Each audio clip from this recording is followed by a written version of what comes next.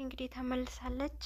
አየር መንገዱም ከመድረሷ በፊት ሁሉንም ነገር እንድትመለስ አድርጓታል። ሲናንም እየጠበቃት ስለነበረ ሲናን እንግዲህ አሁን ላይ ከቡለንት ጋር ተስፋ እንደማይቆርጥና ሄጄ አመጣታለሁ ብሎት ነበርና ፔሊን ደግሞ ራሷ ሀሳቧ ቀይራ ወደ እሱ መጥታለች። በዚህ ሰዓት እንግዲህ ሲናን በጣም ደስተኛ ሆኖ ነበረ። መቼም እንድትሄጂ አላደርግሽም ነበረ፣ ትቼሽ በጭራሽ እንድትሄጂ አላደርግም ነበረ ብሏት ነበረ። እንግዲህ ሁለቱም ተመልሰዋል። ወደ ቤት መኪና ውስጥ ነበሩ። ቡለንትም በሁለታቸው ፍቅር በጣም እየቀና ነበርና በዚህ መሀል እንግዲህ አክስት መሊሃ ከአቶ ቱርጋት ጋር ሆነው ሲናንም ሲጠባበቁት ነበረ። ምክንያቱም ሲናን እዛው ቤት በራሱ ዝም ብሎ ትቷቸው ነበረ የወጣው። ሲናን ፔሊን እየሄደች ነው ከተባለ በኋላ እንግዲህ ቤተሰቡ ምንም አይነት ፍንጭ ሳይሰጣቸውና ትቷቸው በወጣ ሰዓት ስልክ እንኳን እንዳይደውሉለት የሲና ስልክ እንደማይሰራ ነበርና አቶ ቱርጋት እንግዲህ በጣም ተጨንቋል። ምን አይነት አመች ነው የደረሰኝ በማለት ይመስላል እንግዲህ ውስጡ ጭንቀት ውስጥ ገብቶ ነበርና ነገር ግን በመሀልም እንግዲህ ሲናን ያለ ምክንያት አይጠፋም፣ ወደ ራት ጠረጴዛችንን እንሄድ እያለች አክስት መሊሃም እንግዲህ እሱንም ለማረጋጋት ትሞክራለች። እንግዲህ አቶ ቱርጋት በጭራሽ ይሄ ነገር እንዳልተዋጠለት ነው። ቢሆንም እንኳን ይህን ያክል እንዴት እንደዚህ ይሆናል ብሎ በጣም ሌላ ሀሳብ አምጥቶ ነበርና እንግዲህ በመሀልም አክስት መሊሃ ልጄ እኔ ያውቃዋለሁ ና ያለምንም ምክንያት እንደዚህ አይነት ነገር አያደርግም ብላ ነበር ያሳመነችው። እዝጋርም እንግዲህ አክስት መሊሃም በጣም ስታመሰግናት ነበርና አንቺም በሲናን ነገር ተናደሽ አያቴ ምንም ስላላልሽ በጣም ደስ ብሎኛል። አያቴ አንድ ነገር ብትዩ ትንሽ እንኳን ያጋግላል፣ ስለሆነ ምንም ነገር አይተውም ነበረ። ስለዚህ ስለ ሲናን እስኪ እንደውልለታለን በቡለንት ስልክ እንደምናገኘው እያለች ነበር ነው እንግዲህ አክስት መሊሃ ወደ ቡለንት ደውላ ሲናንም እንዲያገናኘውና ስለተፈጠረውም ነገር እንዲያጣራ እንድታጣራ ለኡዝጋር ነግራታለች። ኡዝጋር ደግሞ እንግዲህ ወደ ቡለንት ነው ስልክ መደወል እንዳለባት ያሰበችው። አክስት መሊሃ ደግሞ እንግዲህ ጄዳ መልሳት መጥታና እየረበሸችው ነው በማለት ነበረ ጭንቀት ውስጥ የገባችው። ሆኖም ግን አክስት መሊሃ ይህንን አድርጊ ካለቻት በኋላ እንግዲህ ወደ ቡለንት ስልክ ደውላለች። ወደ ቡለንት ስልክ ከደወለች በኋላ ቡለንትም እንግዲህ ሲናንና ፔሊንንም እንግዲህ ሹፍርና ሆኑ ነበርና ሁለቱ እንግዲህ ፍቅራቸው ሲያጣጥሙ ነበረ። የሁለቱ ፍቅር በመሀል ይሄ ሁሉ ርቀት ሊያራርቀው ነው በማለት እና ደግሞ ትቼሽ አልሄድም ነበረ ያላንቺ እንዴት ይቻላል እያሉ ነበረ ሁለቱም በፍቅራቸው መሀል። በዚህ መሀል እንግዲህ ሁለቱ ፍቅራቸው ውስጥ በሆኑበት ሰዓት እንግዲህ የደወለችው ኡዝጋር ነበረች እና ስለ ሲናን ስትጠይቀው ነበረ። ሲናን አብሮኝ ነው ያለው እያለ በፈገግታ መልሶላታል። ቡለንትም በዚህ ጊዜ ግን በጣም ተገርማለች ማለት ነው። እሷ እንዴት እንደዚህ ሊሆን ይችላል ብላ እንግዲህ እኛን እዚህ ጭንቀት ውስጥ አስገብቶን ብላ ነበረ። ፔሊንና ሲናንም ደስ የሚለውን ወደ የት ሄደው መዝናናት እንዳለባቸው ሲያወሩ ትሰማለች። እና ሲናን አሁን ከፔሊን ጋር ነው፣ እኛ በጣም ደስተኞች ነን ዛሬ እያለ ነበረ ቡለንት የነገራት። እናንተ እሱ ጋር ደስተኛ ሆናችኋል፣ ግን እኛ በዚህ በጣም በጭንቀት ልንፈነዳ ነውና ሲናን እንዲደውል ንገረው በማለት እንግዲህ ስልኩ ጆሮው ላይ ትዘጋበታለች። ቡለንት ምንም ማድረግ ስላልቻለ የፔሊንና የሲናንም ደስታ ማቋረጥ ባይፈልግም ነገር ግን ስለ ቤት ስለተፈጠረው ነገር ኡዝጋር አድርስ እንዳለችው ለሲናን ያደርሳል።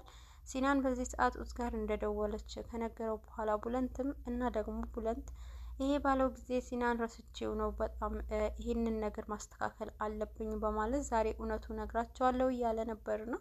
ነገር ግን ፔሊን አስተዋዩ በጭራሽ ይሄ እውነት ዛሬ መናገር የለብህም፣ ምክንያቱም እኔም ይሄን ያክል ጨካኝ አይደለሁም እና የኡዝጋር አያት እንደታመመ ለዚህ ትንሽ ጊዜ ለትንሽ ቀናት ለሚኖር ሰው ህይወቱ አደጋ ላይ አልጥልም እና ሁሌም እኔ ጠብቅሃለሁ፣ አንተ ደግሞ በዚህ ነገር ላይ ታገስሃለሁ በማለት ነበረ ቃል ሰጠችው። በዚህ መሰረት እንግዲህ አሁን ላይ ሲናን ወደ ቤተሰቡ ቤት ሄደዋል። በዚህ መሀል ባለችው መሰረት አቶ ቱርጋትን ነው እናቱንም አሳምኗቸዋል ማለት ነው። ነገር ግን ኡዝጋር ያልገባት ነገር በዚህ ሰዓት እንዴት እንደዚህ አይነት ነገር ያደርጋል ብላ ነበረ።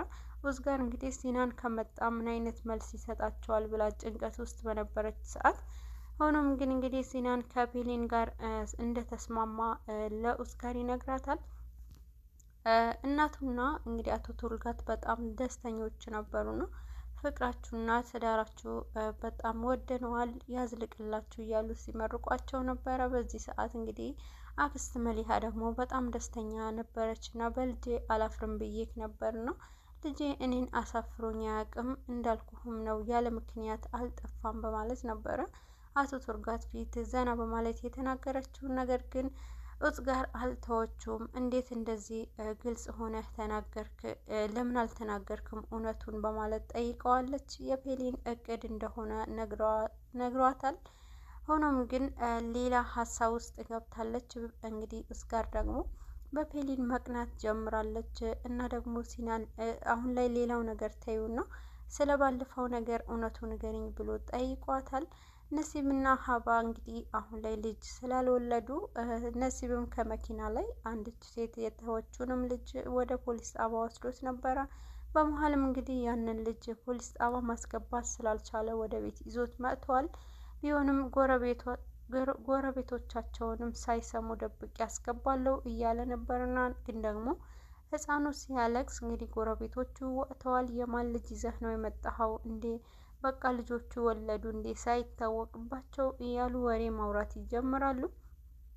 ፔሊን ቀጭን ስለሆነች እርግዝናዋም አይታወቅም እንዴ በማለት ነበረ እንግዲህ ፔሊን እና ሲናን ልጅ አላቸው በማለት ማውራት የጀመሩ። በዚህ መሀል እንግዲህ አሁን ላይ ነሲብ ልጁንም ይዞ ወደ ቤት ገብተዋል። በዚህ ሰዓት አክስት መሊሃ ደስተኛ አይደለችም። የሰው ልጅ እንዴት ይዞ ቤት ይመጣል ብላ ደፍራ ለመናገር እንኳን ያልቻለችበት። ነሲብ እንግዲህ ከሀባ ጋር በመሆን የልጅ ናፍቆት ስለ የያዛቸው እነሱን ደስታ እየጠበቀች ነበረ። ቃል አስገብታ እናንተ ነጌ ትወስዱታላችሁ ወደ ቦታውንም ብላለች። እንግዲህ ወደ ፖሊስ ጣቢያ ትወስዳላችሁ ብላ ቃል ታስገባለች ማለት ነው። ሲናንም እንግዲህ ከኡዝጋር ጋር ከተሰናበተ በኋላ እንግዲህ ኡዝጋርም ፊልም ገዝታ ከሱ ጋር ማየት እንደምትፈልግ ነበረ። አያቷም ያላትንም ነገር አንድ በአንድ እያደረገች ነው የምትገኘው። ባለቤትሽን ለብቻውን እንዳትተዩ እና ደግሞ ፍቅራቸው እንዲጨምር አንቺ መታገል አለብሽ፣ በፍቅርሽ ተስፋ እንዳትቆርጪ እንዳላት እዚህ ጋር አሁን ላይ ወደ ሲናን የሚያስጠጋት ሲናንን ወደ እሷ የሚያቀርብበትንም መንገድ እየሞከረች ትገኛለች እና ፊልም ገዝታ እንድናይ እያለች ነበረ። የፍቅር ፊልም ግን ደግሞ ሲናን ወደ ቤት ፔሊንን ከመጣች በኋላ እንግዲህ ብቻውንም እሷን ሳይማደር እንደማይችል ነግሯታል ማለት ነው። በጣም ተናዳለች። እንግዲህ ወደ ፔሊን ሄደዋል። ፔሊን ቤተሰቦቿ ደረሰች፣ የት ሆነች፣ የት ቦታ ደረሰች እያሉ በሚጨነቁበት ሰዓት እንግዲህ ፔሊን እናቷም እንደምን አልነገረችኝም፣ ለምን አልደወለችም በምትልበት ሰዓት ነበር እንግዲህ ፔሊን በሩን ያንኳኳችው። አቶ ሪዛ ደግሞ እናቴ መጥታ ይሆናል በጣም ናፍቃኛለች እያለ ነበረ። በዚህ መሀል እንግዲህ ልጁን እንግዲህ እናቱን ለመቀበል ብሎ በሩ ሲከፍት ግን ያላሰበው ነገር ነው ያጋጠመው። ልጁ ፊት ለፊት ያገኛታል። በጣም ደስተኛ ሆኖ ነበረ። እናት ወይዘሮ ሱዌላ ባየች ሰዓት ምን እያደረግሽ ነው ልጄ? ምን ነው እንዳልኩሽ አየሯ መለጠሽ አይደለ እንዴ ብላ ነበርና እና ደግሞ በዚህ ሰዓት መረጋጋት አልቻሉም ነበረ ቤተሰቦቿ። እንዴት ተመለሽ እና ደግሞ በዚህ ሰዓት አሁን አየሩ አምልጦሽ ድጋሚ ትኬት በዚህ ጊዜ እንዴት ይገኛል እያለቻት ነበርና እንግዲህ ባሻክም ከሲሞች ጋር አብራ ነው ያለችው። ሀካንም ከቡለንት ጋር አብረው ነው ያሉት። ቢሆንም ግን እንግዲህ ስለ ልጅ እንክብካቤ ስታይ ነበረና ቡለንትና ባሻክ መሀል ልጅ ለመውለድ እየፈለገች እንደሆነና ቢሆንም ግን ልጅ ከተወለደ በጣም ከባድ ነገር ይፈጠራል እያለች እንግዲህ ባሻክ እንደፈራች ነው የተናገረችው። እና ደግሞ የሲሞች ልጃቸውንም እንግዲህ መዋቢያዎችንም ተጠቀሚ፣ ጊዜሽን በዚህ አሳልፊ እያለቻት ነበርና ሲሞች በጣም ተበሳጭታባታለች። እንዴት ለዚች ህፃን ልጅ እንደዚህ አይነት ነገር ትናገሪያለሽ እያለቻት ነበረ። ሲሞችን በመጨረሻም እንግዲህ አሁን ላይ ከቡለንት ጋር ያለው ነገር ልጅ ለመውለድ የሚለውን አታፋጭ ነው እያለቻት ነበርና ባሻክ እና እንግዲህ ቡለንት በግራ አይናቸው በጣም እየተያዩ በነበረበት ሰዓት እንዴት ነው እንደዚህ አሁን ከቅድም ጀምራ በጣም እያየች አብረን የዋል ነው እያለ እንግዲህ የባሻክ ሁኔታዋ አላማራውም ነበርና ባሻክም ወደ እሱ በምትሄድበት ሰዓት እንግዲህ የመዋቢያ ነገር ትሰብረዋለች። በዚህ ሰዓት በጣም ተበሳጭታ ነበርና ባሻክ ወደ ፔሊን እንግዲህ ሲናንም ወደ እሷ ሄደዋል። ፔሊን ደግሞ ከቤተሰቦቿ ጋር ቁጭ ብላለች። ሆኖም ግን ያንን ከተቀመጠችው በኋላ ግን ደግሞ ሲናን ወደዛ መጥቶ እያያት ነበረ። በአለባበሷ ሁሉንም ነገር እያያት ባለ ሰዓት እሷም በጽሁፍ እየጻፈላት ነበርና በጣም ታምሪያለሽ በሮዝ ልብስ እያላት ነበርና ፔሊን በጣም ትደነግጣለች። እንግዲህ መልእክት በሚላክላት ሰዓት እናቷ በጣም አትኩራ ስትጠባበቃት ነበረ። ማን ነው እያለች ስታስጨንቃት ነበርና እና እንግዲህ ከባንክ ነው እያለች ነበር ሸውዳት የነበረው እና ሲናንም ደግሞ አያት እና አባትሽ ግን በጣም እንቅልፋም ነው እያላት በነበረ ሰዓት እንግዲህ ፔሊንም ሳቋን ትለቀዋለች። አባቷ ተኝቶ ስለነበረ አክስት ሱሄላ ደግሞ እቺ ልጅ የሆነ ነገር አለ ብላ ጥርጣሬ ውስጥ ገብታ በአይኗ ዞር ብላ ስታያት ነበርና እንግዲህ አሁን ላይ የት እንዳለህ ንገረኝ በምትለው ሰዓት አልነግርሽም እንድትጓጉ ነው ማደርግሽ እያላት ነበርና በዚህ ጊዜ እንግዲህ ፔሊንም በመጨረሻም የሲናንንም አይን ለማየት እንግዲህ ወደ ቆሻሻ ለመጣል ቆሻሻ ልጣል ትላለች። ዙበይር ይጥላል አንቺ አትወጪም እያለቻት ነበርና እናቷ አይ እኔ ነኝ የምወጣው ብትላትም ቁጭ በይ እንጂ ልጄ እያለች ቁጭ እንድትል ስታደርጋትም ነበረ። በመሀልም ግን አይ ድመቶች አሉ፣ ድመቶቹን እኔ ወስጄ ያሳድጋቸዋለሁ፣ ስለሆነ ድመቶቹን ግዴታ መብላት አለብኝ እያለች ነበርና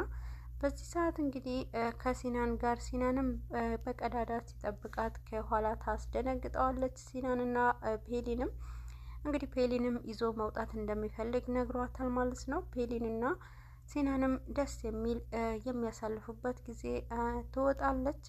ሁለታቸውም እንግዲህ ፍቅራቸው ተገላጽተዋል። የሁለቱ ፍቅር እያወሩም ነበረ። ፔሊንም ከቤት እንድትወጣ ቢከለክሏትም ፔሊን ግን ደግሞ ነጻነት እንዲሰጧት ለቤተሰቦቿ ትነግራቸዋለች። በዚህ ጊዜ እንግዲህ ከሄደችም በኋላ ስለቆየች አባቷ ሪዛ አልተኛም ነበርና እንድተኛ ደግሞ እሷም ስትገባ እየጠበቃት እንደነበረ የተናገረችው እንግዲህ አቶ ሪዛ አሁን ላይ ከሲናን ጋር ነው አይደለ የተገናኘሽ? እባክሽ ልጄ አትዋሽኝ እያላትም ነበርና አባዬ እንደምታውቀው አይደለም ሲናን እና እንዳሰብከውም አይደለም በማለት እውነቱን ትነግረዋለች።